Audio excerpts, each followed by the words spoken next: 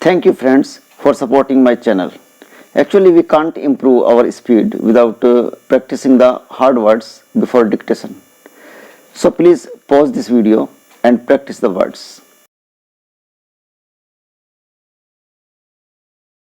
Okay, I hope you have practiced the words. So the dictation of the day starts now. I have put you to the inconvenience of coming all the way to Delhi in this weather, but I am sure that in view of the importance of the subject we are going to discuss, you will not consider any apology necessary. I also hope that the results which this conference may achieve will more than make up for the inconvenience caused you. As you probably know, the Government of India have initiated several schemes for youth welfare.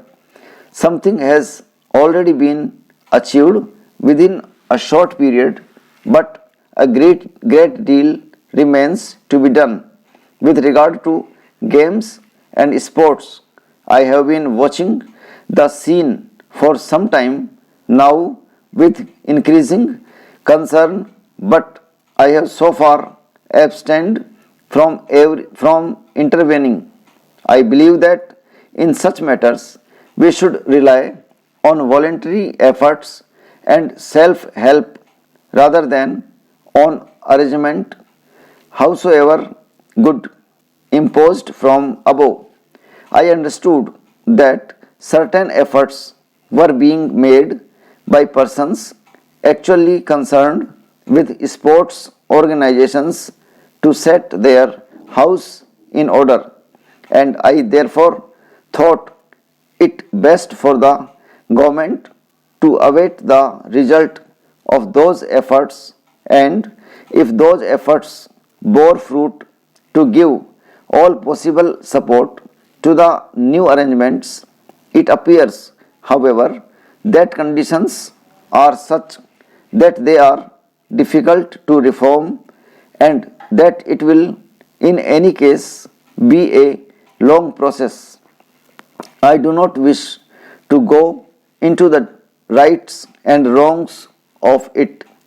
I cannot, however, ignore the fact that not only are we far behind even much smaller countries in games and sports, but also that our general standards are poor and our interests meager. Para. Sports and games have a very important role to play in the building up of a healthy nation, but one cannot say that they are playing that role in our country at all effectively. Indeed, I am not sure whether the popular interest in games and sports was not greater and standards comparatively higher 30 or 40 years ago.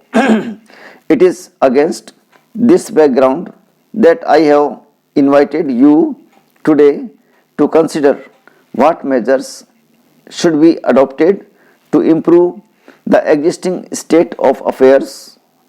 I have deliberately not put before you any fixed agenda, as I would like you to feel free to raise whatever points you may consider specially important.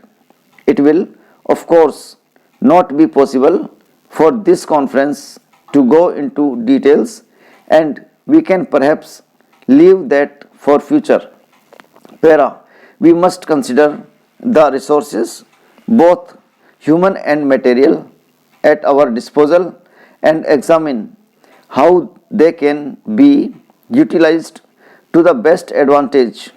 As for the human material, I see no reason to believe that it is in any way inferior to the human material in any other country, but we must devise effective means for its mobilization and training.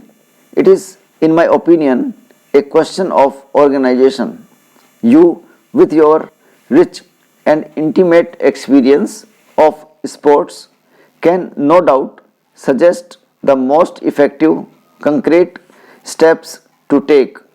It appears to me, however, that the greatest need is to have not only effective but clean organizations which will be free from defects that one hears so much about.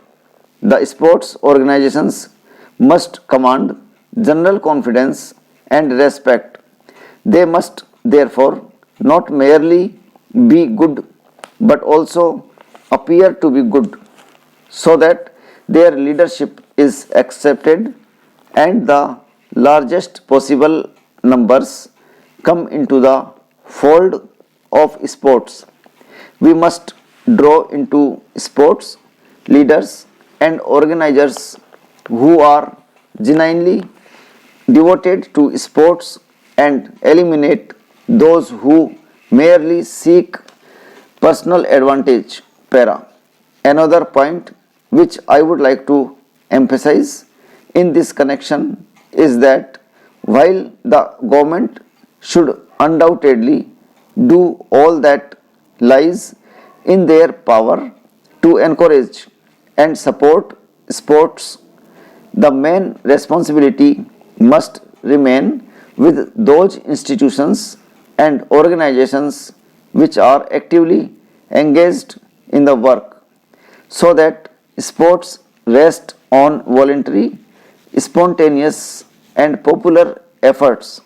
The main problem, therefore, appears to be to evolve an organization which will be democratic, resting on the willing and enthusiastic endeavor of the largest number of persons possible, build on the good work already done by the existing organizations and be both efficient and on healthy lines, ensuring fair play and the spirit of sportsmanship, the participation of the largest number from the lowest level upwards and good competitive standards at all levels.